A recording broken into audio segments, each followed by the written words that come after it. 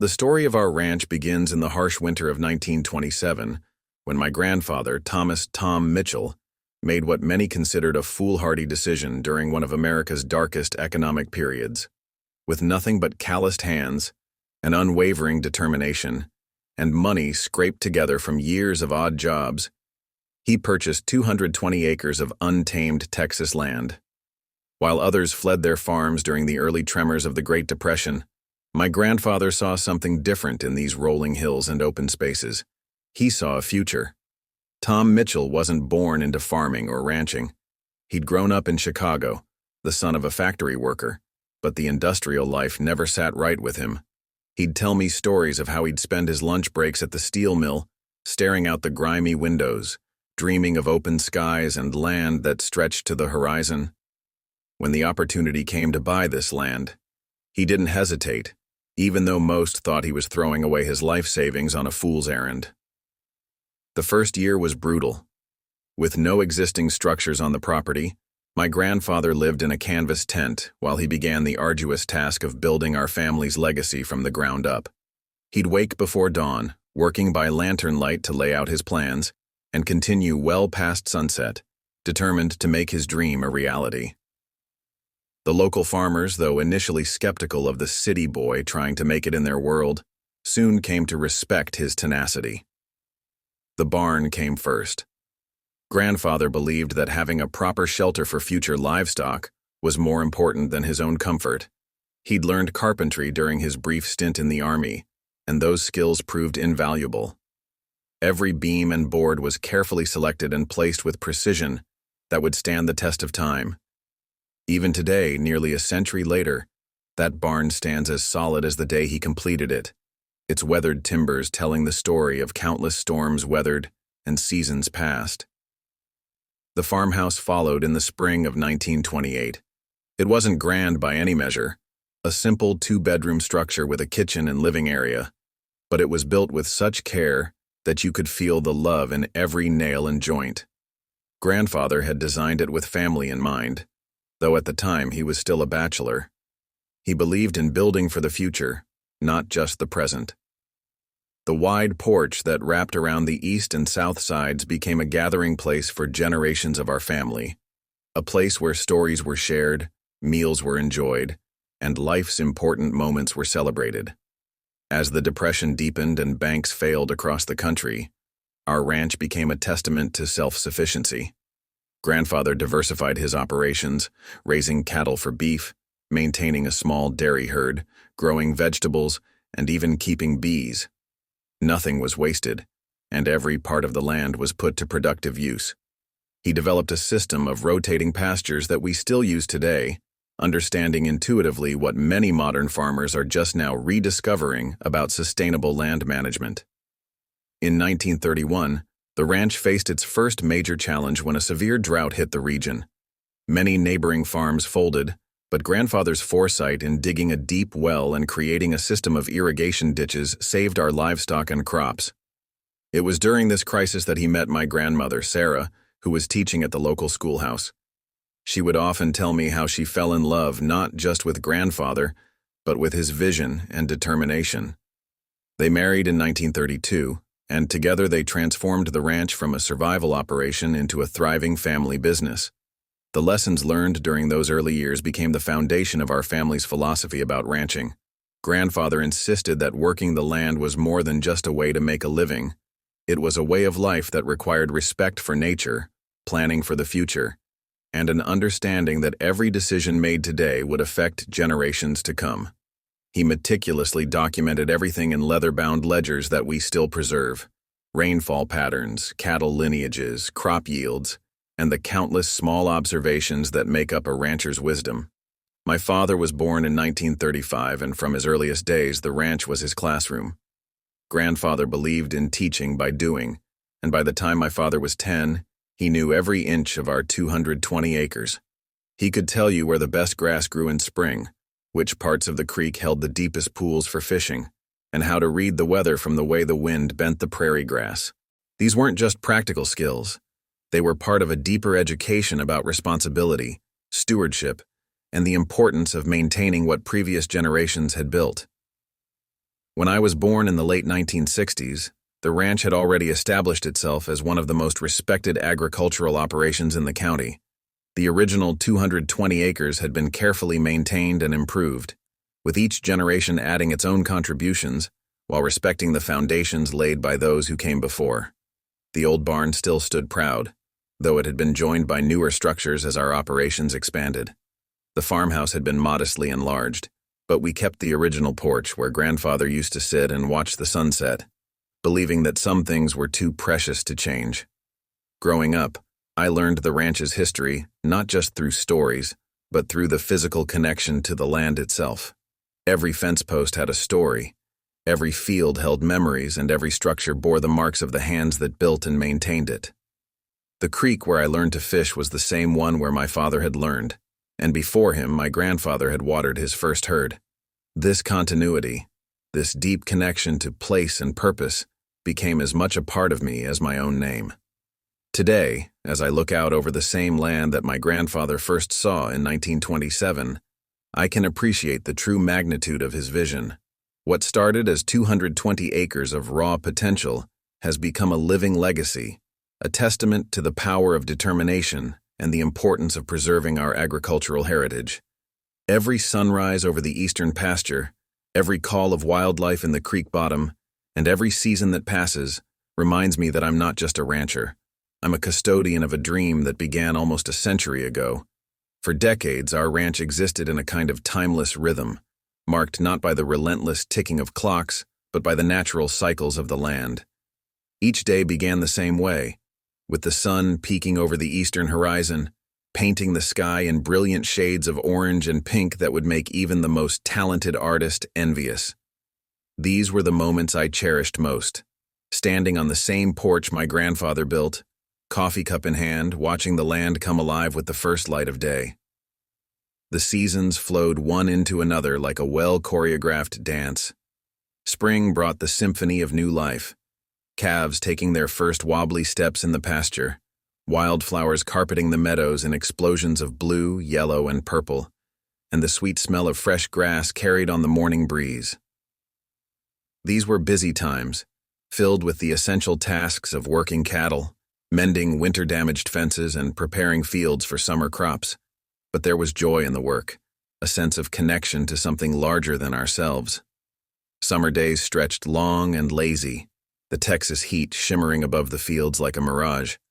Those were the days when my children, Sarah and Tom, named after their great-grandparents, would spend hours exploring every corner of the ranch. They learned to swim in the same creek where I had splashed as a boy, their laughter echoing across the water just as mine had decades before. We'd often find them in the barn loft, building fortresses from hay bales or reading books in patches of dusty sunlight that streamed through the old wooden slats. The fishing hole down by the bend in the creek became their favorite spot, just as it had been mine. I taught them how to bait their hooks and cast their lines, watching with pride as they developed the patience needed for fishing. Those quiet moments by the water created spaces for conversations that would shape their understanding of our family's legacy. They learned that the ranch wasn't just land and livestock. It was a living, breathing entity that required respect, care, and understanding. Fall brought its own magic, with cotton candy clouds drifting across impossibly blue skies and evenings that called for bonfires. These became our favorite family traditions, gathering wood throughout the day, setting up chairs in a circle, and waiting for the stars to appear. My wife Mary would bring out her Dutch oven cornbread and a pot of chili that had been simmering all day, filling the air with promises of comfort and satisfaction. Neighbors would often join us, bringing their own dishes and stories to share. These gatherings weren't just social events. They were a continuation of a tradition that stretched back to my grandfather's time. He believed that breaking bread with neighbors strengthened not just friendships but the entire farming community. The old-timers would share their wisdom about weather patterns and crop rotation, while younger folks would discuss new farming techniques and technology. It was a beautiful balance of old and new, tradition and progress, all held together by mutual respect and understanding. Winter brought its own kind of peace to the ranch. The pace would slow, but the work never completely stopped. The cattle needed extra care during the cold months, and there was always maintenance to be done. These were the days for fixing equipment in the workshop, planning for the coming year, and spending evenings around the fireplace that my grandfather had built with stones from our own land. The stories would flow as freely as the coffee, tales of past winters, memorable cattle drives, and the characters who had left their mark on our little piece of Texas. Throughout all these seasons, our ranch maintained a harmonious relationship with the surrounding landscape. The neighboring properties were mostly other family farms and ranches, people who understood and respected the rhythms of rural life. We shared equipment, helped each other during busy times, and looked out for one another's interests. If someone's cow got loose, they'd likely find it in one of our pastures, well cared for and waiting to go home. That's just how things were done. The children grew up understanding the value of hard work and the importance of community. They learned to drive tractors before cars, could tell a healthy calf from a sick one at a glance, and knew exactly when to harvest by the feel of the wind and the look of the sky. These weren't skills taught in any classroom. They were passed down through generations, refined by experience, and proven by time. Our ranch became known as a place where things were done right. We weren't the biggest operation in the county, but we were among the most respected. Our cattle consistently brought top dollar at auction, thanks to careful breeding programs started by my grandfather and refined by my father and me. The land itself seemed to thrive under our care, with healthy soil supporting strong grass, which in turn supported healthy cattle. It was a sustainable cycle that proved the wisdom of my grandfather's original vision. Even as the world around us began to change, with technology advancing and farming practices evolving, we maintained a careful balance between progress and tradition. We adopted new techniques when they made sense, but never at the expense of the land's long-term health. Solar panels appeared on the barn roof, helping to power our operations, but the barn itself remained essentially unchanged from when my grandfather raised it. We used GPS for precision farming, but still relied on generations of knowledge about which fields needed rest and which could handle more intensive use. Looking back now, those years seem almost dreamlike in their tranquility. Sure, there were challenges, droughts, market fluctuations, the occasional equipment breakdown at the worst possible moment. But these were the expected trials of ranch life, faced with determination and resilience passed down through generations. We were secure in our place in the world, confident in our methods, and at peace with our surroundings. The idea that this way of life could be threatened by anything other than nature itself seemed impossible. Little did we know that change was coming, not in the form of weather or markets, but in the shape of suburban development that would challenge everything we knew about our place in the world. The open fields to the east of our property, which had always been agricultural land, would soon become the battleground where two very different ways of life would collide. But in those peaceful years before Whispering Meadows, our ranch stood as a testament to the enduring value of rural American life, a way of living that seemed as permanent as the stars that guided us home each night. The first signs of change came quietly, almost imperceptibly 7 years ago. I remember the exact moment I realized something was different. It was a crisp morning in early spring, and I was checking the eastern fence line when I noticed several surveyor stakes dotting the neighboring property. Bright orange flags fluttered in the morning breeze, like unwelcome harbingers of what was to come. The Johnson family had owned that land for generations, but old Bill Johnson had passed the previous winter, and his kids, having long since moved to the city, had different plans for their inheritance. Within weeks, the transformation began. The familiar sight of grazing cattle was replaced by an army of construction equipment. Bulldozers carved up the ancient pasture land, earth movers redistributed the topsoil that had taken centuries to develop, and the gentle roll of the hills was forcibly reshaped to accommodate the developer's vision. Each morning brought new changes, each more jarring than the last. The sound of songbirds was drowned out by the constant beeping of construction vehicles in reverse, and the peaceful dawn was shattered by the rhythmic pounding of nail guns. Whispering Meadows, they called it. The irony of the name wasn't lost on me. There were no meadows left to whisper about. The development company's billboards appeared overnight, promising luxury living in a rural setting and the perfect balance of nature and modern comfort. Their idea of nature, it seemed, was limited to carefully manicured lawns and symmetrically planted saplings that looked more like props than living things. The construction proceeded at a relentless pace. What had once been open fields where wildlife roamed freely was rapidly transformed into a grid of identical streets, with names like Meadowlark Lane and Prairie View Drive, though the Meadowlarks had long since fled, and the only Prairie View was of our ranch, which their marketing materials conveniently featured as their pastoral backdrop. Cookie-cutter houses sprouted like mushrooms after rain, each one virtually indistinguishable from its neighbor, except for slight variations in paint color. The impact on our daily operations was immediate and significant.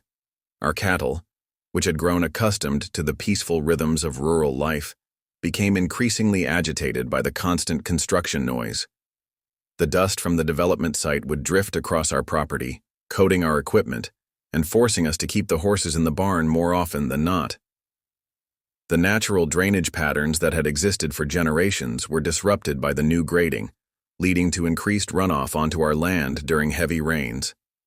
But the physical changes were just the beginning. As the houses began to fill with their new owners, the cultural clash became increasingly apparent.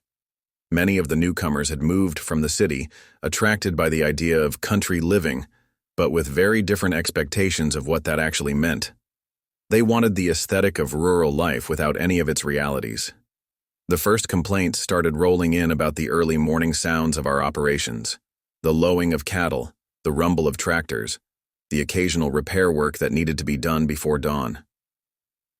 The establishment of the Whispering Meadows Homeowners Association marked a turning point. Led by Dorothy Thompson, a former corporate executive who approached suburban governance with military precision, the HOA quickly established itself as a force to be reckoned with.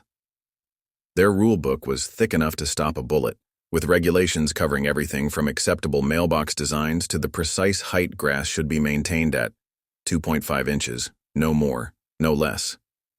At first, I tried to maintain an attitude of live and let live. These were our new neighbors, after all, and my grandfather had always stressed the importance of being a good neighbor. I attended their welcome to the neighborhood barbecue, brought along some of our farm fresh eggs as a gesture of goodwill, and tried to explain our operations to anyone who seemed interested. Some were genuinely curious and respectful, but others couldn't hide their disdain for what they viewed as an antiquated way of life. The contrast between our properties couldn't have been more stark. Their perfectly uniform houses with their identical setbacks and methodically planned landscapes stood in sharp relief against our weathered barn and natural pastures. Their automated sprinkler systems ran on precise schedules while we relied on rain and careful land management. Their children played in fenced-in backyards on elaborate playground equipment, while our pastures, which had been natural playgrounds for generations, were now viewed with suspicion and concern. The HOA's influence began to creep closer to our boundaries. They installed security cameras that just happened to be pointed in our direction. Their maintenance crews would edge right up to our property line, often looking disapprovingly at our natural growth. The development's streetlights illuminated the night sky, diminishing the starry view that had been one of our property's most cherished features. What bothered me most wasn't the physical changes, though those were significant enough, but the underlying attitude that came with them. There was an unspoken but palpable sense that our ranch, which had stood as a productive and respected part of the community for nearly a century, was now somehow an inconvenience to be managed, an eyesore to be tolerated until it could be improved. What would he make of all this? The land he had chosen for its natural beauty and agricultural potential was now hemmed in on one side by a vision of suburban perfection that seemed entirely at odds with everything he had worked for. Yet I knew he would face this challenge as he had faced others, with determination, dignity, and an unwavering commitment to his principles. Little did I know that this was just the beginning. The arrival of Whispering Meadows wasn't just a change in our neighborhood. It was the opening salvo in a battle for the very soul of our way of life. The peaceful coexistence I had hoped for would prove to be as artificial as the development's claimed connection to nature. The stage was set for a conflict that would test not just our legal rights but our resilience, our values, and our understanding of what it means to be stewards of the land in a rapidly changing world. It was a late spring afternoon when the first certified letter arrived. I remember it clearly because I was in the middle of mending a fence that one of my bulls had decided to redecorate with his horns. The mail carrier's vehicle kicked up dust as it made its way down our long driveway, an unusual sight, as we rarely received anything requiring a signature. Wiping the sweat from my brow and setting down my tools, I made my way over to sign for what would turn out to be the opening salvo in a war I never wanted to fight. The envelope was crisp and official-looking, bearing the embossed logo of the Whispering Meadows Homeowners Association. Inside was a 5-page letter printed on expensive letterhead, detailed with what they called multiple code violations and aesthetic infractions. The sheer audacity of it almost made me laugh.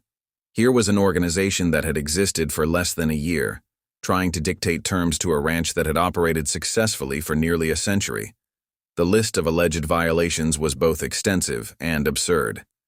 According to the HOA, our fence maintenance was substandard and potentially hazardous. The same fences that had safely contained livestock for generations were suddenly deemed insufficient by people who probably couldn't tell a post hole digger from a garden spade. They took issue with our unauthorized livestock activities, as if we needed their permission to run cattle on land that had been a working ranch since before their grandparents were born. The complaints grew increasingly ridiculous as the letter went on. Our barn, the same sturdy structure my grandfather had built with his own hands, was labeled as not up to code. They objected to the visibility of our tractor when parked near the property line, claiming it was an eyesore that diminished their community's aesthetic appeal. There were even complaints about the natural state of our pastures, suggesting we implement a more manicured approach to vegetation management. But the most galling part was the conclusion: a demand for immediate compliance within 30 days and a threat of $7,500 in fines for these supposed violations. The letter was signed by Dorothy Thompson, HOA president, with a signature so sharp and angular it looked like it could cut paper. At the bottom was a note suggesting we attend the next HOA meeting to discuss our concerns in a constructive manner. Initially, I treated the letter as a joke. I pinned it to our kitchen bulletin board right next to my daughter's old school artwork and the local cattle auction schedules. Mary, my wife, read it and shook her head, saying, "They can't be serious." But serious they were, as we would soon discover. Exactly 1 month later, a second certified letter arrived. This one was thicker than the first, containing what they called a 14-day compliance demand. The tone was more aggressive, the threats more specific. They had increased the potential fines to $10,000 and included photographs of our property taken from their side of the fence, pictures that somehow made our well-maintained ranch look like some kind of rural slum through clever angles and selective framing.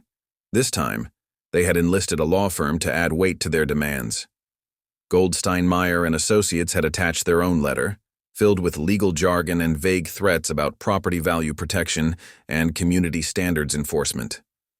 They cited local ordinances that had no bearing on agricultural land and referenced HOA bylaws as if they held some magical authority over property that had never been part of their development. That's when I decided to call Brian. We'd been friends since high school, and he'd gone on to become one of the sharpest lawyers in the county. More importantly, he understood ranch life. His family had worked the land too, though they'd sold their property years ago. When I faxed him the letters, his response was immediate and reassuring.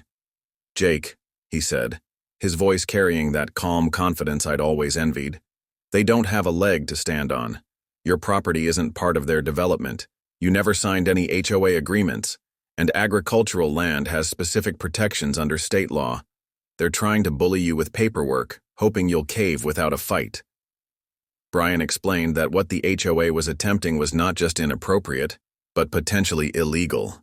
Their threats of fines held no legal weight, their demands for compliance were unenforceable, and their attempts to regulate a working ranch showed a fundamental misunderstanding of both law and reality. He advised me to keep all communication from them but not to respond directly. Any response could be twisted and used against us later. "Document everything," he advised. "Every letter, every photograph they take, every interaction. Start keeping a detailed log of any HOA-related incidents. If they're going to play this game, We need to be ready for what comes next." His words proved prophetic, though neither of us could have predicted just how far the HOA would go in their attempts to assert control. The letters kept coming, each more demanding than the last. They began to include satellite images with areas of our property circled in red, labeled with supposed violations. They sent violation notices for everything from the height of our hay bales to the time of day we moved our cattle. Each letter was carefully filed away, building a paper trail of harassment that would later prove invaluable. What the HOA failed to understand was that each letter, each threat, each demand only strengthened my resolve. This wasn't just about defending my property rights. It was about protecting a way of life that was becoming increasingly rare in our rapidly developing region. The ranch wasn't just land and buildings. It was a living piece of history, a connection to generations past, and a testament to the enduring value of agricultural tradition. As summer turned to fall, the paper war continued. The HOA's demands became more specific and more outlandish.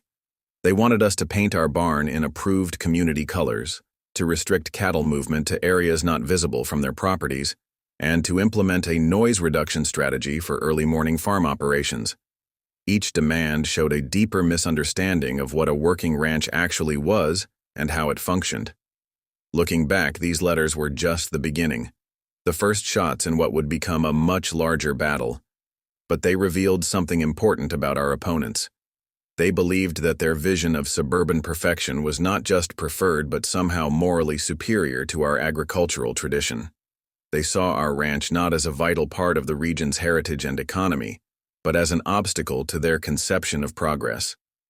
What they didn't realize was that their paper threats and legal posturing were about to collide with a reality they hadn't counted on: the unwavering determination of a rancher protecting not just his property, but his family's legacy. They were about to learn that some things can't be regulated away with homeowner association bylaws, and that the spirit that built this ranch was still very much alive and ready to fight back. The morning the HOA patrol decided to invade my property started like any other. The sun was just beginning to warm the dew-covered grass, and I was in the barn doing my morning inventory of feed supplies when I heard the distinctive crunch of tires on gravel.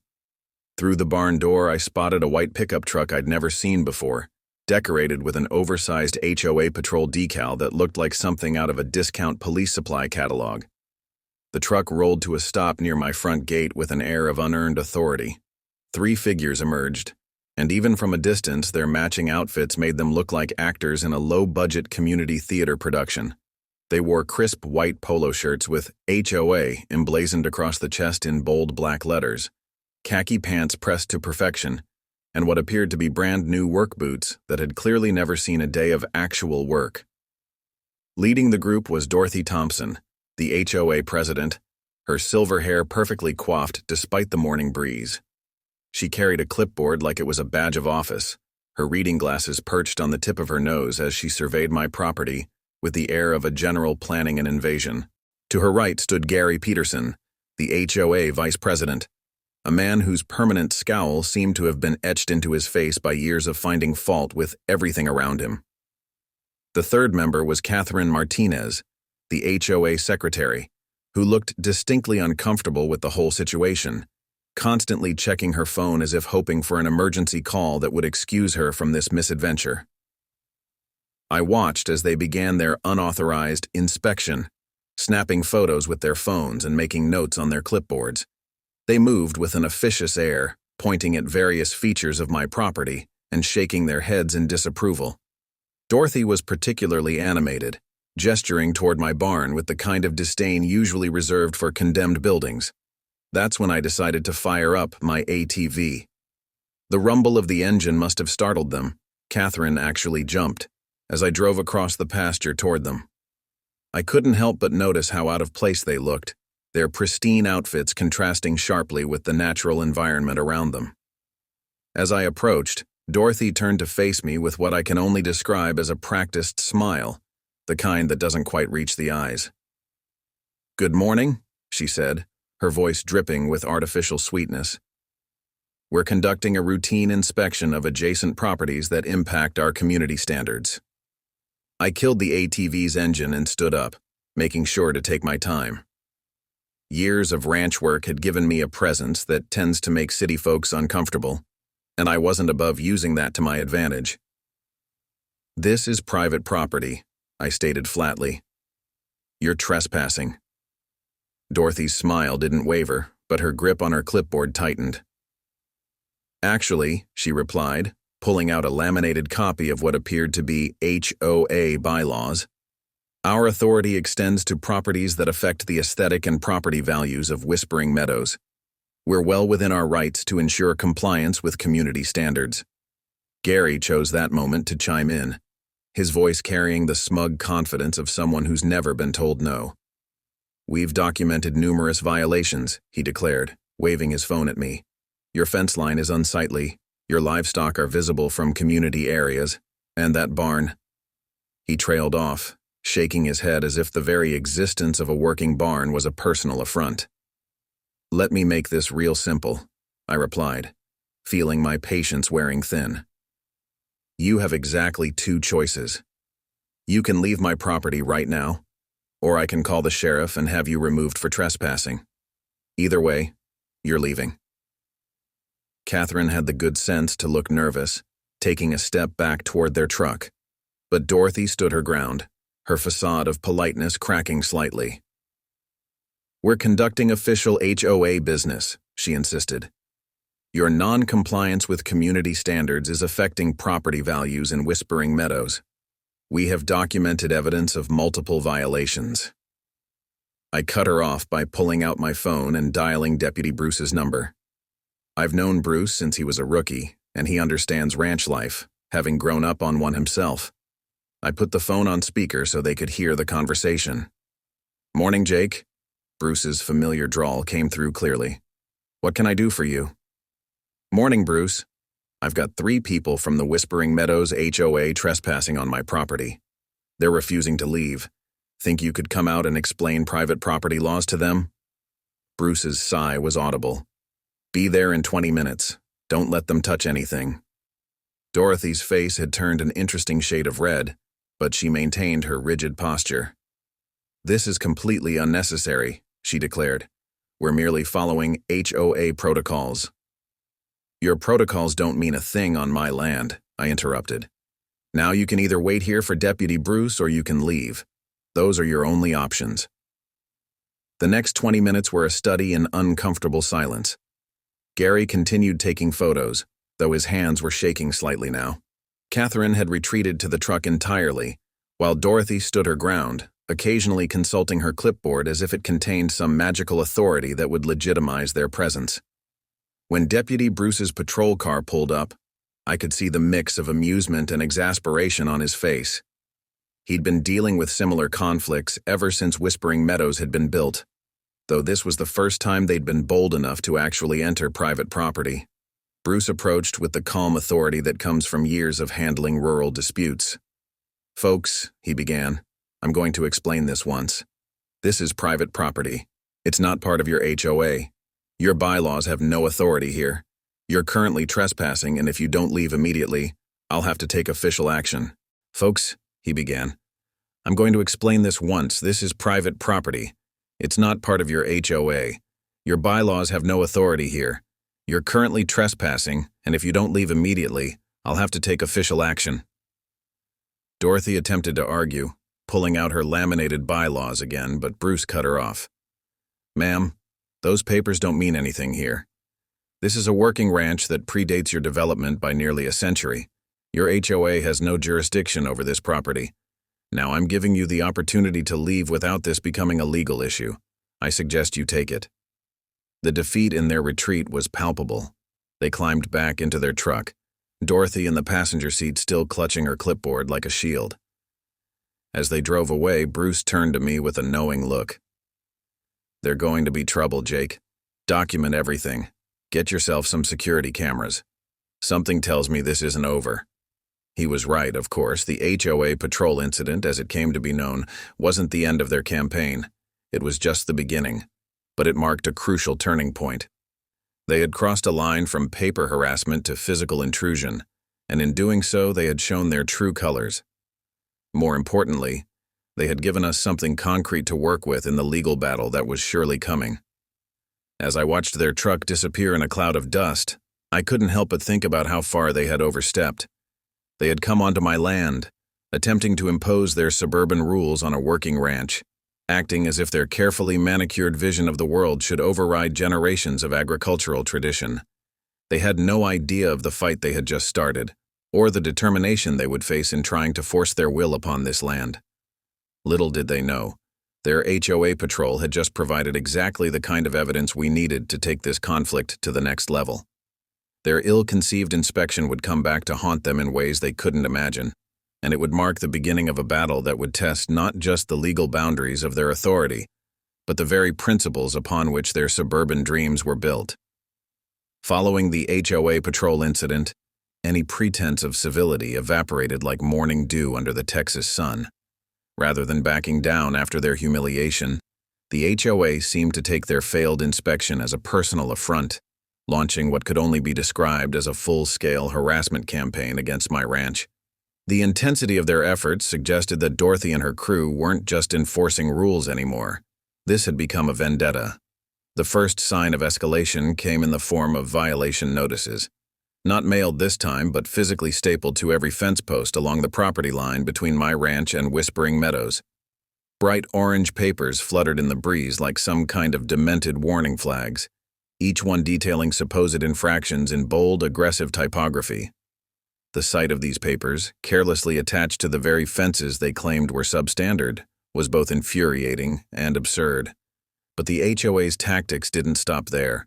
They began orchestrating what appeared to be coordinated surveillance of my property.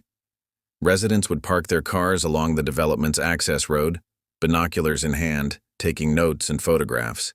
Some even brought stepladders, setting them up just inside their property line to peer over the fence.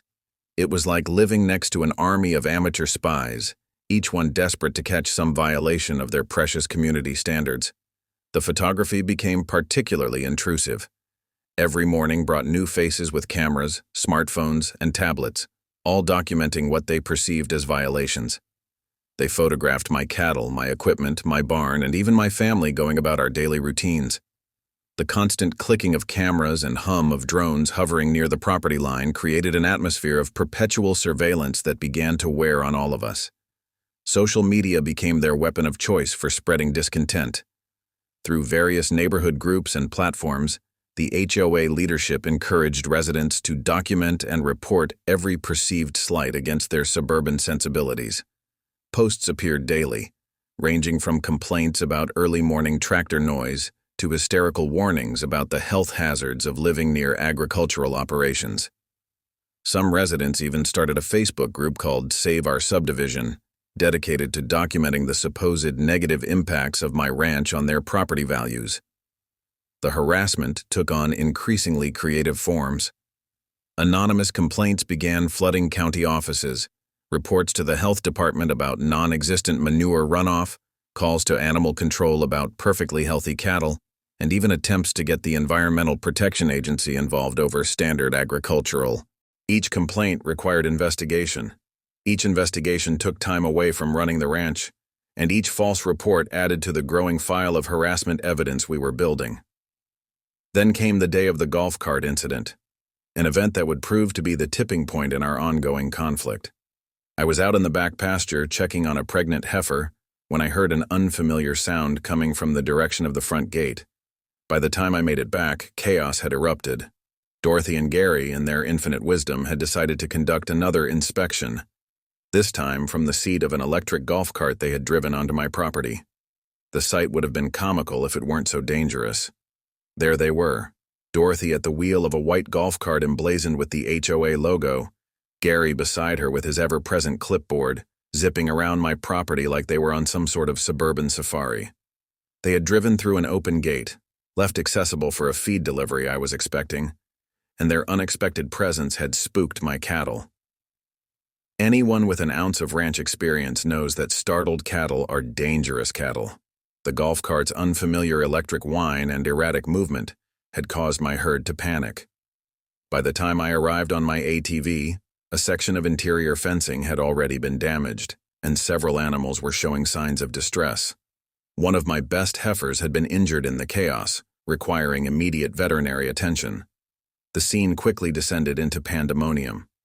Dorothy, finally realizing the magnitude of their mistake, had attempted to make a hasty retreat, but their golf cart became stuck in a muddy section of the pasture. Their pristine HOA uniforms were soon covered in mud as they attempted to push their way free, all while my scattered cattle continued to display signs of agitation. The financial impact of their reckless adventure was substantial. Beyond the immediate cost of veterinary care for the injured heifer, the incident resulted in damaged fencing, stressed livestock, and hours of lost work time as we attempted to restore order to the ranch. One cow had been so thoroughly spooked that it took 2 days to track her down in a neighboring property's back pasture. The golf cart debacle represented more than just property damage and injured livestock. It was a perfect illustration of the HOA's fundamental misunderstanding of ranch life. Their suburban mindset, which treated my working ranch as some kind of rural theme park to be inspected at will, had now directly threatened the welfare of my animals and the safety of my operations. This incident proved to be the catalyst that moved our conflict from mere harassment to serious legal territory. The documented damages combined with the clear trespassing and reckless behavior provided exactly the kind of evidence we needed to take decisive legal action. Brian, when I called him about the incident, could barely contain his disbelief at their audacity. "They did what?" he had exclaimed, his voice a mix of shock and legal excitement. "Jake, this is exactly what we needed. Their harassment was one thing, but this is quantifiable damage. This is reckless endangerment. This is something we can really work with." In the aftermath of the golf cart incident, as I surveyed the damage to my property and tended to my stressed animals, I realized that we had reached a point of no return.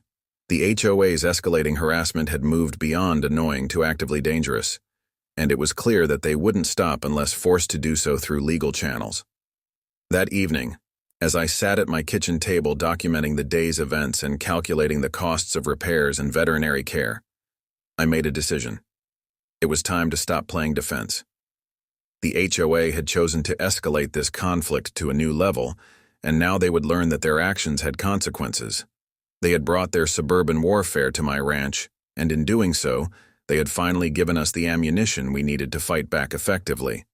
Little did they know their golf cart adventure would become the cornerstone of a legal response that would shake their suburban kingdom to its very foundation. The escalation they had chosen would lead to their own undoing. But first, we had to prepare for the battle that was coming. A battle that would determine not just the future of my ranch, but the very principle of whether suburban rules could be forced upon agricultural land that had existed long before their development was even conceived. The morning after the golf cart incident, Brian arrived at my ranch before sunrise, thermos of coffee in one hand, leather briefcase in the other. We sat at my kitchen table, the same table where my grandfather used to plan out his seasonal rotations, and began mapping out our legal strategy. The early morning light filtered through the windows, casting long shadows across decades of ranch records, photographs, and documentation that would become the foundation of our case. "What we're building here isn't just a lawsuit," Brian explained, spreading out documents across the weathered oak surface. "We're telling a story about a century-old ranch being harassed by newcomers who don't understand or respect agricultural tradition. But more importantly, we're demonstrating a pattern of escalating behavior that's caused real, quantifiable damage." Our first task was organizing the evidence chronologically. Starting with the initial certified letters, we created a timeline of harassment that would become crucial in demonstrating the HOA's pattern of behavior. Every letter, every photograph, every violation notice stapled to our fence posts was carefully cataloged and dated. The sheer volume of material was staggering. 3 boxes full of papers that documented their relentless campaign against my ranch. Brian was particularly interested in the security camera footage I'd installed after the HOA patrol incident. "This is gold," he said, reviewing clips of HOA members trespassing, taking unauthorized photographs, and ultimately, the golf cart debacle. "Video evidence is compelling because it's undeniable. They can't argue their way around these images."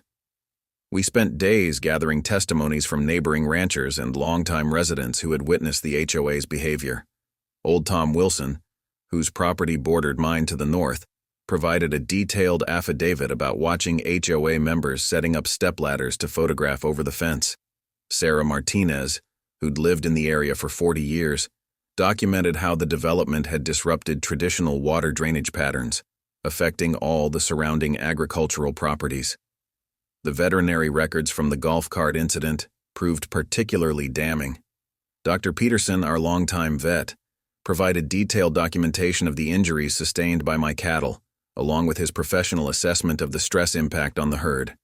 His report included photographs, treatment costs, and a projection of long-term effects on breeding programs that had taken generations to develop.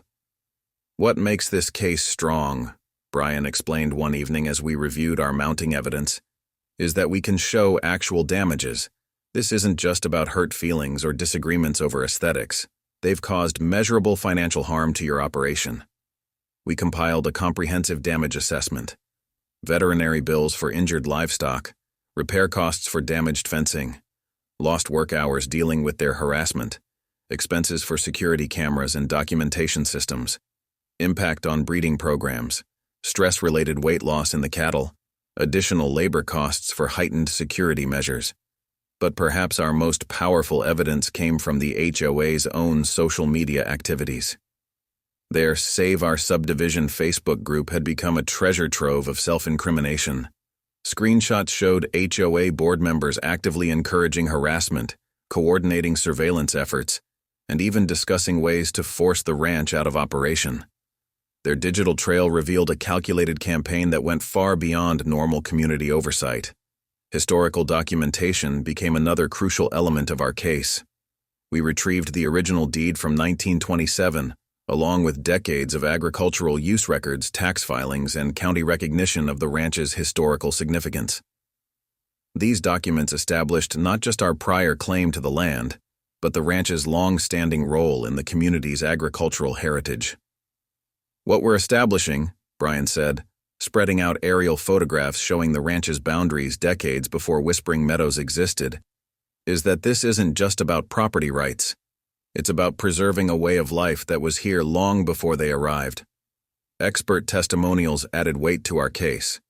We brought in an agricultural economist to assess the ranch's contribution to the local economy, a land use expert to testify about the importance of maintaining agricultural operations in developing areas, an environmental specialist to document how our traditional ranching practices actually benefited local wildlife and ecosystem health, a property valuation expert who could demonstrate that well-maintained agricultural operations often increase, rather than decrease, surrounding property values. Brian was thorough in documenting the emotional toll as well. We included statements from my children about how the constant harassment had affected their visits home, photographs of destroyed family gatherings due to HOA surveillance. This was about the clash between urban expansion and rural preservation, about the right of agricultural operations to continue existing even as development encroached, and about the limits of HOA power in relation to established agricultural properties. The legal strategy we developed was multi-pronged. 1. A request for immediate injunctive relief to stop the harassment. 2. Claims for actual damages from the golf cart incident and other documented interference. 3. Demands for punitive damages to discourage future harassment. 4. A permanent injunction against HOA interference with ranch operations. What makes this case special, Brian explained as we finalized our filing, is that we're not just seeking damages, we're establishing precedent. If we win this the right way, we'll create case law that protects other agricultural operations from similar harassment.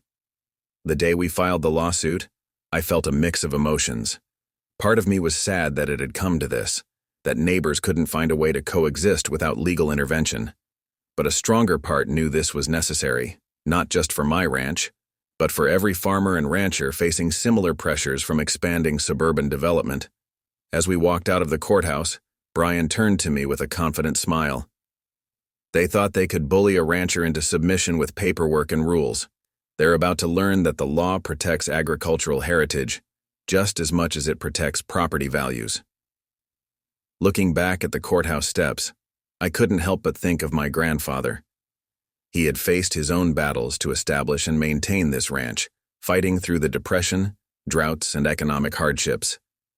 Now it was my turn to fight, not against nature or markets, but against a different kind of threat. One that came with clipboards instead of cattle prods, and bylaws instead of branding irons. The stage was set for a legal showdown that would determine not just the future of my ranch, but potentially the relationship between agricultural properties and suburban developments across the state.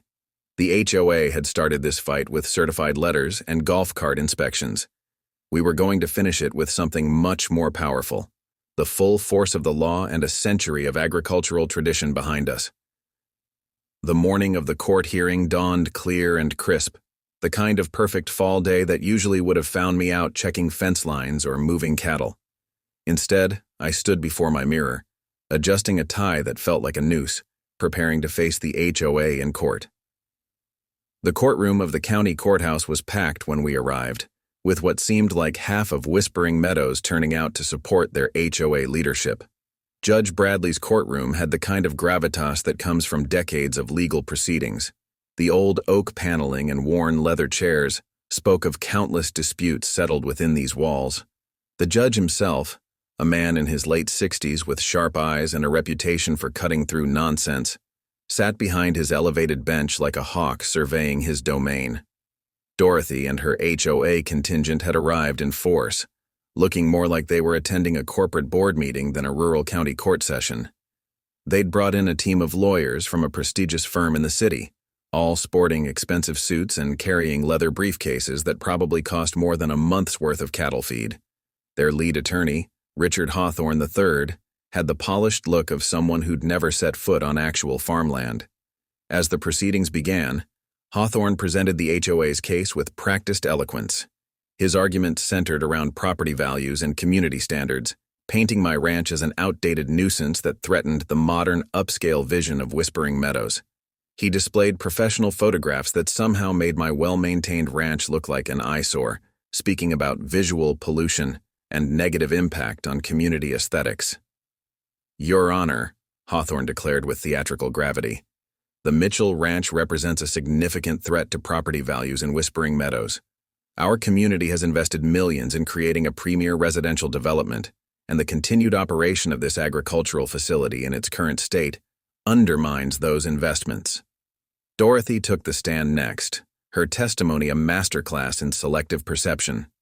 She spoke about countless complaints from residents, serious concerns about health and safety, and the HOA's reasonable attempts to address these issues.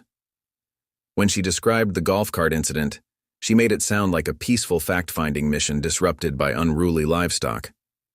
"We were simply trying to document clear violations of community standards," she testified, her voice carrying that same condescending tone I'd come to know so well. The aggressive response from Mr. Mitchell and his animals demonstrates exactly why HOA oversight is necessary. Then it was Brian's turn. He approached the podium with the calm confidence of someone holding a royal flush, and over the next 2 hours, systematically dismantled every argument the HOA had presented. He started with the historical record, displaying the original 1927 deed and photographs showing the ranch's operations long before Whispering Meadows was conceived.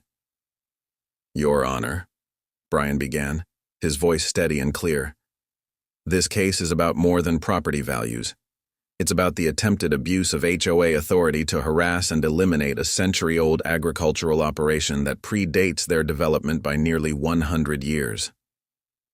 The security camera footage proved particularly effective. The courtroom fell silent as we played videos showing HOA members trespassing, setting up surveillance posts, and yes, the infamous golf cart incident. The footage of Dorothy and Gary's wild ride through my pasture, spooking cattle and causing chaos, drew audible gasps from the gallery.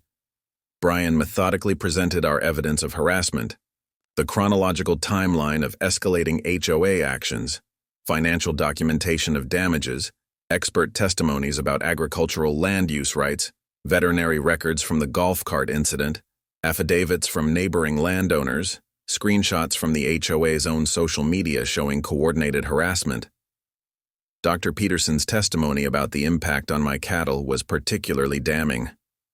His detailed explanation of how stress affects livestock breeding programs and production values transformed the abstract concept of damages into concrete financial terms that even the most urban-minded jurist could understand.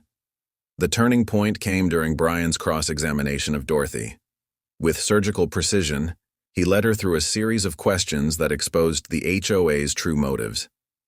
Mrs. Thompson, can you point to any HOA bylaw that grants you authority over properties outside your development? Well, our community standards clearly state, yes or no, Mrs. Thompson. Do your bylaws explicitly grant you authority over non-member properties? No, but and were you aware that agricultural operations are protected under state law from exactly this type of interference? I don't see how that's relevant to. Please answer the question, Mrs. Thompson. As Dorothy's carefully constructed justifications crumbled under questioning, the shift in the courtroom's atmosphere was palpable. Even some of the Whispering Meadows residents began to look uncomfortable, as if seeing their HOA's actions in a new light. Judge Bradley had remained largely silent throughout the proceedings, occasionally taking notes but mostly watching with those penetrating eyes of his. When both sides had finished their presentations, he took off his glasses and leaned forward. In my 30 years on this bench, he began, I've seen all manner of property disputes, but rarely have I seen such a clear case of overreach and harassment. His voice carried the weight of authority earned through decades of experience. The HOA's actions in this case represent a troubling attempt to extend their authority beyond their legal boundaries and interfere with protected agricultural operations. His ruling was comprehensive and decisive. 1. A permanent injunction barring all HOA members from entering my property. 2. $30,000 in compensatory damages for the golf cart incident. 3. $150,000 in punitive damages for the harassment campaign. 4. Personal liability for HOA board members regarding legal fees. Furthermore, Judge Bradley added, fixing Dorothy with a stern gaze, let me be absolutely clear. This ranch predates your development by nearly a century. It operates under agricultural protection laws that supersede any HOA regulations. Any further attempts to interfere with its operations will result in additional penalties. The HOA's legal team looked stunned. Dorothy sat rigid in her chair, her face an interesting shade of red. As we gathered our materials to leave, I couldn't help but notice how many of the Whispering Meadows residents were already hurrying out, presumably to spread the news of their HOA's humiliating defeat. Outside the courthouse, Brian turned to me with a satisfied smile. This isn't just a victory for your ranch, Jake. This sets precedent. The next time an HOA tries to push around a working farm or ranch, there'll be case law to protect them. Standing on those courthouse steps, I felt a weight lift from my shoulders. The ranch had faced many challenges over its long history: droughts, economic downturns, changing markets. But this threat to its very existence had been different. This victory wasn't just about money or legal rights. It was about preserving a way of life that was becoming increasingly rare in our rapidly developing world. As I drove home that evening, watching the sunset paint the sky. Now, nearly a century later, we'd fought a different kind of battle to preserve his legacy. The tools had been different. Legal briefs instead of barbed wire, courtroom arguments instead of physical labor. But the principle was the same: standing up for what's right and protecting what matters. If I thought the court victory would be the end of our troubles with Whispering Meadows, I couldn't have been more wrong. The HOA's response to their legal defeat was to launch a sophisticated campaign of bureaucratic warfare that would have made a Cold War spy proud. Instead of direct confrontation, they turned to something potentially more damaging: weaponizing regulatory agencies against my ranch. The first sign of their new strategy came early one Tuesday morning, when a truck from Animal Control pulled into my driveway. The officer, a young man named Martinez, seemed almost apologetic as he explained that they'd received multiple complaints about malnourished cattle and inhumane conditions. As we walked the property, examining my healthy, well-fed herd, Martinez shook his head in frustration. "I'm sorry about this, Mr. Mitchell," he said, making notes on his clipboard. These cattle are in better shape than most people I know. But we have to investigate every complaint." He paused, then added quietly, "even when they're obviously bogus." Before Martinez's truck had even disappeared down the driveway, a car from the county health department arrived. This time, the complaint alleged unsafe practices in livestock feed storage and potential contamination risks. The inspector, a thorough professional named Sarah Chen, spent 2 hours examining our feed storage facilities, finding them not just compliant, but exemplary. "Someone's really got it in for you," she remarked as she completed her report. "This is the cleanest operation I've seen in months." The parade of inspectors continued. Environmental Protection Agency representatives came to investigate alleged manure runoff issues. Agricultural compliance officers appeared to check on supposed violations of farming regulations. Building inspectors showed up to examine structures that had stood safely for nearly a century. Each investigation found nothing wrong, but each one cost me time and energy that should have been spent running the ranch. More concerning was the pattern emerging. These weren't random complaints, but part of a coordinated effort to drown my operation in red tape. Carlos Rodriguez, a veteran EPA inspector who'd been working the region for 20 years, finally pulled me aside after his third visit in 2 months. "Look, Mr. Mitchell," he said, leaning against his truck. "This isn't normal. I've been doing this job long enough to know when someone's trying to weaponize the system. These complaints are too similar, too coordinated. They're using almost identical language."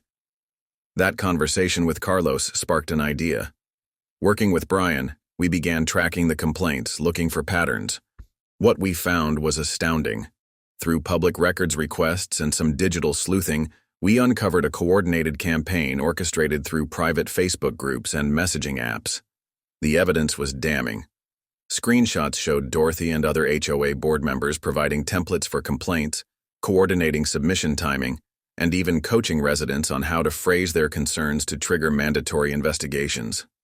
They had essentially created a handbook for regulatory harassment.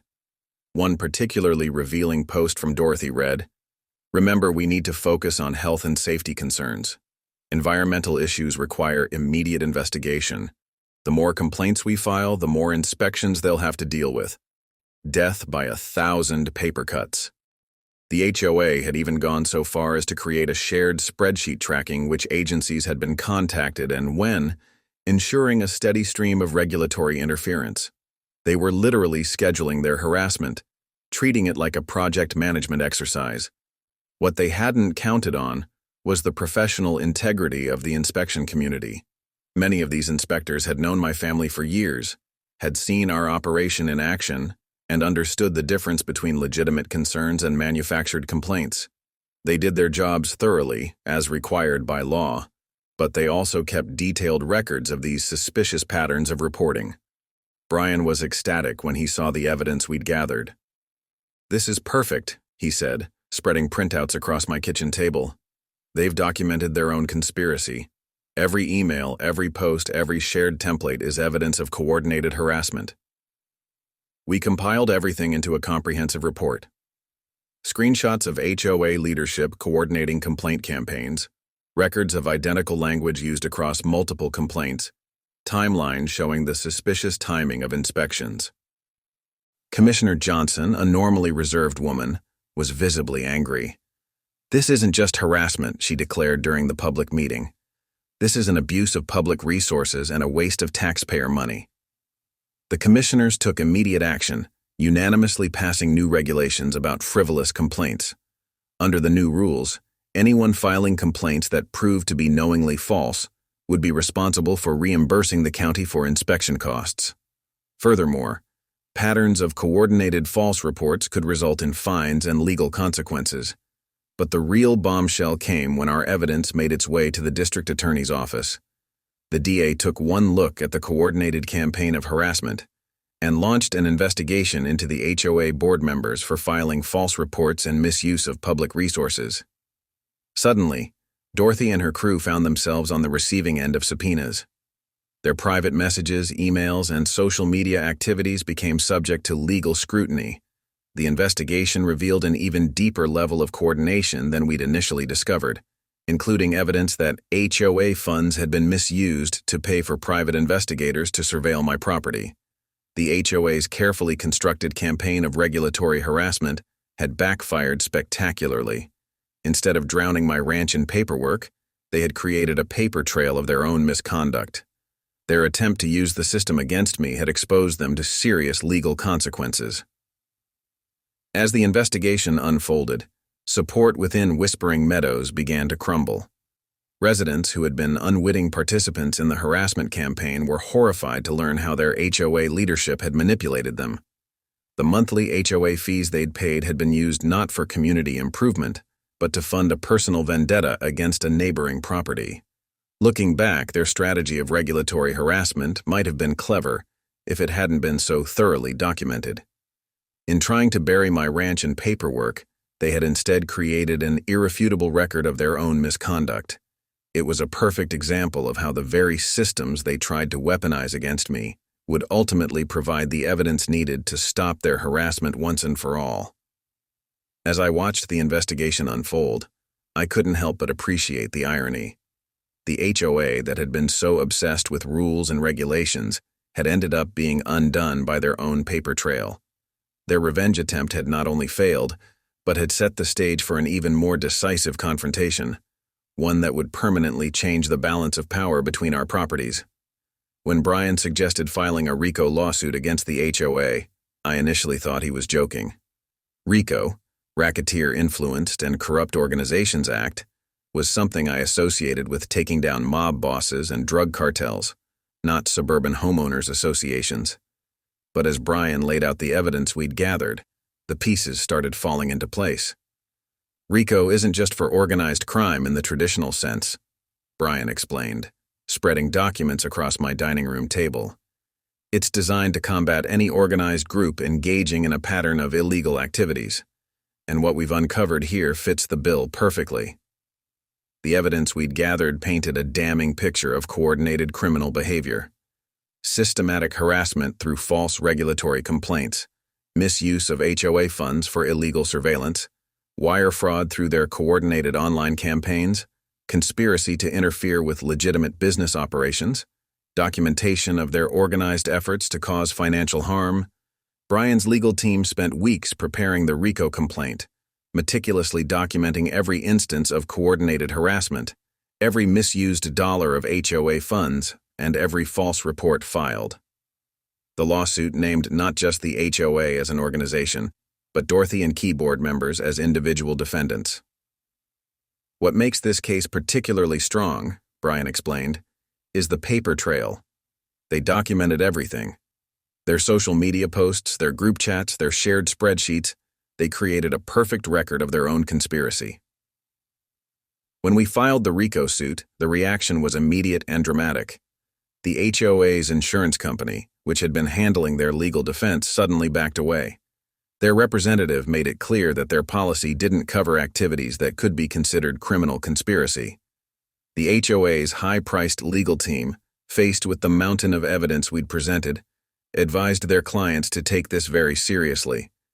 The penalties under RICO were severe: triple damages, plus legal fees, and the possibility of criminal charges. The prospect of personal liability had Dorothy and her fellow board members visibly shaken. Our lawsuit detailed the full scope of their activities. The surveillance campaign hired private investigators using HOA funds, installed unauthorized cameras. The financial attack attempted to interfere with feed deliveries, filed false reports to trigger costly inspections, used HOA resources to fund their harassment campaign, attempted to damage my business relationships. 3. The coordination evidence. Detailed meeting minutes discussing harassment strategies, email chains planning coordinated complaints, social media groups organizing surveillance, financial records showing misuse of HOA funds. 4. The false reporting scheme. Templates for filing false complaints, coordination of timing for maximum impact, training sessions on how to word complaints, evidence of knowing submission of false information. The discovery phase of the lawsuit revealed even more damning evidence. Internal HOA emails showed board members discussing their strategy to force my ranch out of operation. Dorothy had even created a PowerPoint presentation titled Operation Rural Removal that detailed their plans to make running the ranch so difficult that I'd be forced to sell. Their newsletter archives contained thinly veiled threats and false claims about my ranch's impact on the community. They had published articles claiming my operations were endangering children and destroying property values, without any evidence to support these allegations. The financial records were particularly damaging. The HOA had spent over $50,000 of community funds on their campaign against my ranch, including $15,000 for private investigators, $12,000 for strategic consulting, $8,000 for surveillance equipment, $15,000 for legal research and complaint filing. When faced with this evidence in depositions, the HOA board members began turning on each other. Gary claimed he was just following Dorothy's lead. Catherine broke down and admitted the entire campaign had been orchestrated by Dorothy, who had become obsessed with forcing the ranch out of operation. Dorothy's deposition was particularly revealing. Under skilled questioning from Brian, she eventually admitted that the HOA had no legal authority over my property. She also acknowledged that they had knowingly filed false reports and used HOA funds for purposes not authorized by their bylaws. The HOA's insurance company, after reviewing the evidence, formally denied coverage for the lawsuit, leaving board members personally exposed to potential damages. This created panic within Whispering Meadows, as residents realized their HOA fees had been misused, and their board members' actions could result in significant personal liability. Faced with overwhelming evidence and the prospect of personal financial ruin, the HOA board finally agreed to settle. The terms were comprehensive and decisive. 1. Financial compensation, $60,000 in direct damages, full reimbursement of all legal fees, creation of a fund for future agricultural protection. 2. Structural changes, immediate resignation of Dorothy and key board members, new HOA bylaws prohibiting interference with neighboring properties, mandatory agricultural awareness training for future board members. 3. Legal protections, permanent injunction against harassment, automatic penalties for any future violations, regular audits of HOA activities. 4.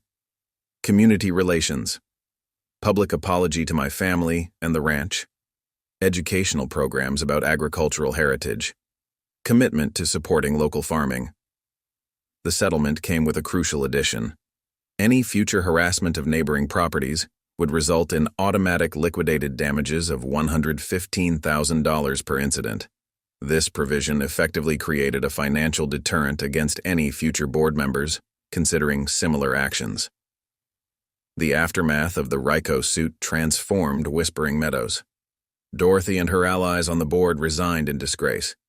The HOA's insurance rates skyrocketed, and their property management company insisted on new oversight measures. Residents, angry about the misuse of their HOA fees, demanded complete transparency in all future operations. Looking back, the RICO suit accomplished more than just stopping the harassment.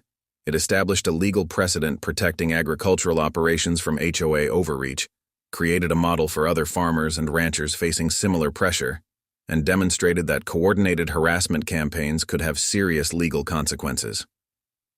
As I watched the HOA scramble to reorganize under new leadership, I couldn't help but think about how their own actions had led to their undoing. They had tried to use bureaucracy and regulation to force out a century-old ranch, only to be undone by the very paper trail they had created to document their campaign. The victory wasn't just about money or legal precedent. It was about protecting a way of life and ensuring that agricultural traditions could continue to exist alongside suburban development. The RICO suit had turned the tables, transforming the HOA from prosecutor to defendant, and in the process, instead he carried a bottle of bourbon and a genuine desire to make things right. "Mr. Mitchell," he said, extending his hand, "I owe you an apology on behalf of our community. What happened here, it wasn't right, and we need to do better." We sat on my grandfather's old porch, the same porch where generations of my family had watched sunsets and made decisions about the ranch's future. As the bourbon warmed our conversation, Logan shared his vision for healing the rift between our properties. He wasn't just talking about peaceful coexistence. He saw an opportunity for something more meaningful. "You know what I realized?" Logan said, gesturing toward the pastures where my cattle grazed. "Most of our residents moved here because they were drawn to the idea of country living, but they don't actually understand what that means. They're surrounded by this amazing piece of agricultural heritage, but they've been taught to see it as a problem instead of an opportunity." His proposal was both simple and revolutionary. He wanted to transform the relationship between Whispering Meadows and my ranch from adversarial to educational. The idea was to create regular opportunities for suburban residents to learn about ranch life, sustainable farming practices, and the importance of maintaining agricultural traditions. "We could host educational events," he suggested. "Let families see how a real working ranch operates. Help them understand why your work matters, not just to you, but to the whole community." The idea was intriguing, though I'll admit I was skeptical at first.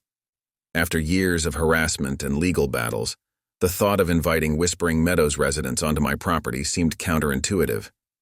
But something about Logan's sincerity and his practical approach to building bridges resonated with my grandfather's old wisdom about being a good neighbor.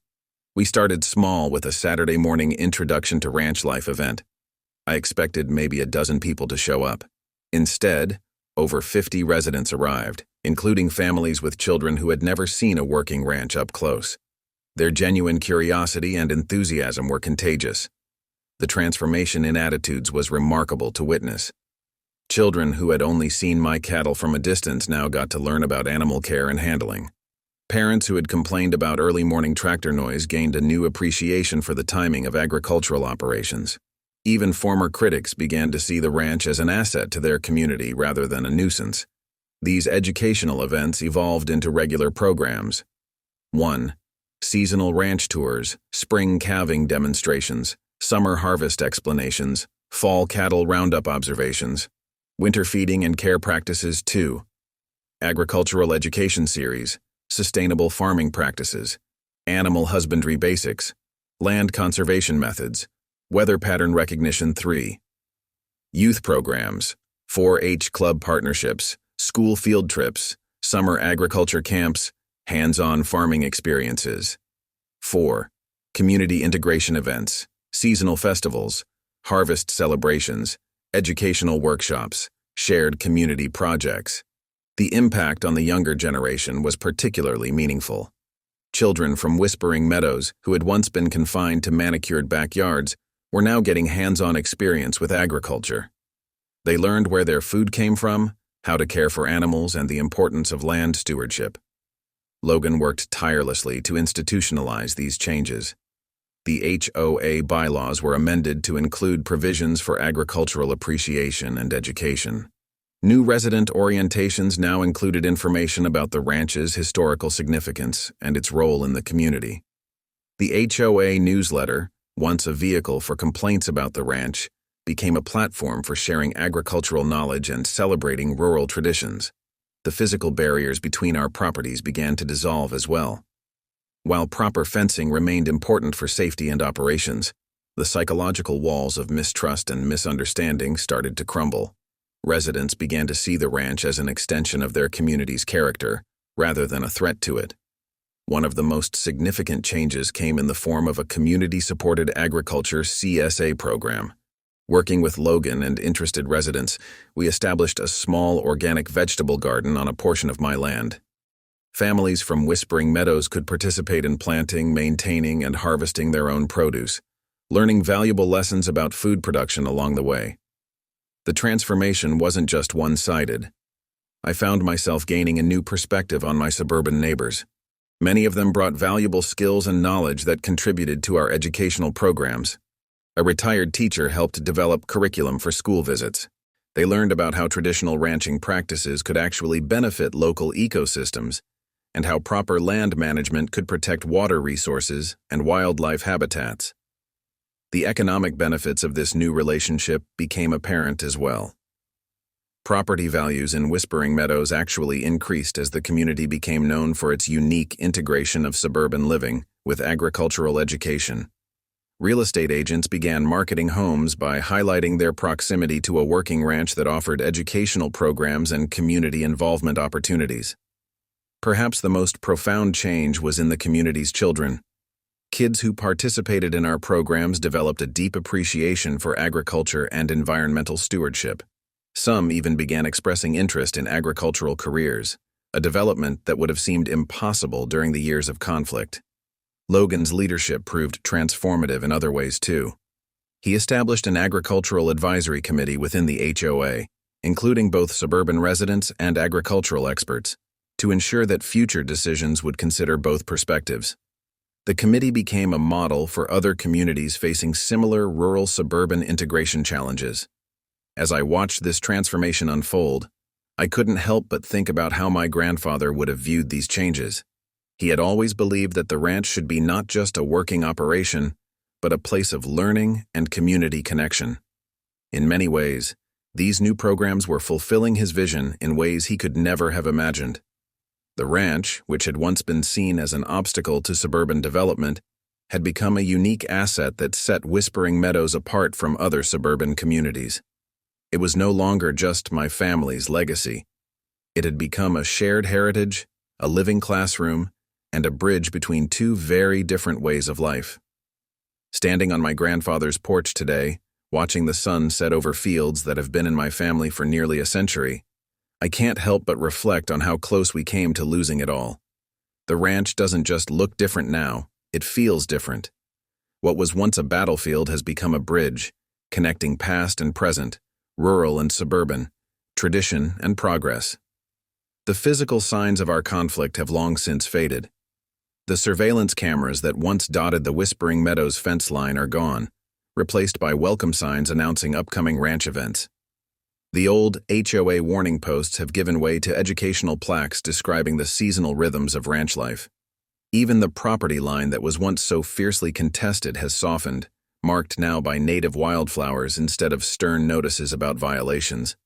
Our victory in preserving the ranch turned out to be more than just a legal triumph.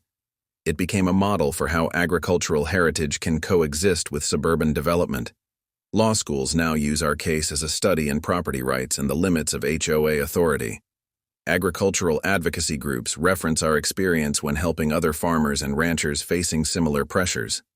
The precedents we established have helped protect other historical agricultural operations across the state. But the real legacy isn't in the legal books or court records. It's in the living, breathing relationship between the ranch and its neighbors. On any given morning, you might see a group of Whispering Meadows children gathered at the barn, learning about animal care from our staff. Weekends bring families participating in our community farming program, their hands in the soil, discovering the satisfaction of growing their own food. During calving season, our observation areas are filled with residents watching new life enter the world. The transformation in community attitudes has been remarkable. Many of the same people who once complained about the sight of my tractor now eagerly participate in our harvest festivals. Former critics have become passionate advocates for agricultural preservation. Even some of the most vocal opponents from the HOA days have apologized, admitting that they never understood the value of what they were trying to destroy. The ranch itself has evolved while staying true to its roots. We've incorporated new sustainable farming practices, but always in ways that honor traditional ranching methods. The old barn my grandfather built still stands proud, though it now hosts educational programs alongside its traditional functions. We've added modern technology where it makes sense, but never at the expense of the hands-on personal approach that has defined our operation for generations. Through our educational programs, we've seen a new generation develop an understanding and appreciation for agricultural life. Children who grew up attending our events are now heading to college to study agriculture and environmental science. It's a beautiful blend of old and new, exactly what my grandfather always envisioned for the ranch's future. The economic impact has been significant as well. Rather than harming property values as the old HOA leadership claimed, our ranch has become a unique selling point for the area. Real estate agents now highlight proximity to our working historical ranch with educational programs as a premium feature. The community's property values have actually increased, proving that agricultural heritage and suburban development can enhance each other when properly integrated. Local government officials have taken notice too. The county has used our reconciliation as a template for managing other areas where rural and suburban interests intersect. They've implemented new zoning guidelines that protect historical agricultural operations while encouraging positive interaction with residential developments. Our story has helped shape policy decisions that will benefit both farmers and suburban residents for generations to come. The ranch's influence extends beyond our immediate community. We regularly host visitors from other parts of the country, farmers facing similar challenges, HOA boards looking to better manage rural-suburban interfaces, and community planners studying successful integration models. Our experience has become a case study in how to preserve agricultural heritage while embracing responsible development. Looking back, I realized that what seemed like a threat to our existence actually forced us to evolve and grow stronger. The conflict with the HOA, though painful at the time, pushed us to better articulate and demonstrate the value of what we do. It helped us find new ways to make our agricultural heritage relevant in a changing world. My grandfather used to say that land was more than just dirt and grass. It was a story waiting to be told. Our ranch's story now includes chapters about struggle and conflict, but also about redemption and renewal. It's a testament to the enduring value of agricultural tradition and the possibility of finding common ground even in the most unlikely circumstances. As I watch my grandchildren play in the same fields where I once fought to preserve our way of life, I'm filled with hope for the future. They're growing up in a world where the ranch isn't just a piece of family history, it's a living classroom, a community gathering place, and a bridge between different ways of life. They'll inherit not just the land and the operations, but also the relationships and goodwill we've built with our neighbors. The legacy we've preserved isn't just about maintaining a working ranch. It's about demonstrating how rural traditions can enrich modern life. It's about showing that progress doesn't have to mean abandoning our agricultural heritage, and that suburban development doesn't have to erase the character of the land it occupies. Our experience has proven that with understanding, respect, and open dialogue, seemingly opposing ways of life can not only coexist, but thrive together.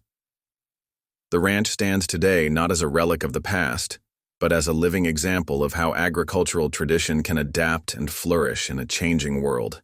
This is the true legacy we've preserved, not just the land and the operations, but the wisdom of finding harmony between old and new, between tradition and progress, between the world my grandfather knew and the one our grandchildren will inherit.